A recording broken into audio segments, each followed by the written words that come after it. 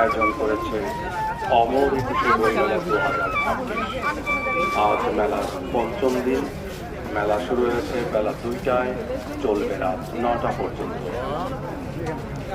রাত 8টা 30 পর মেলা প্রাঙ্গণে আর কেউ প্রবেশ করতে পারবেন না। আগামীকাল মেলা শুরু হবে, চলবে রাত 9টা।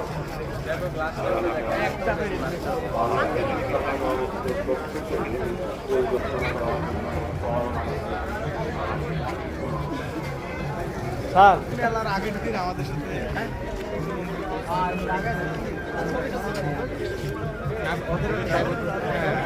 ওখান থেকে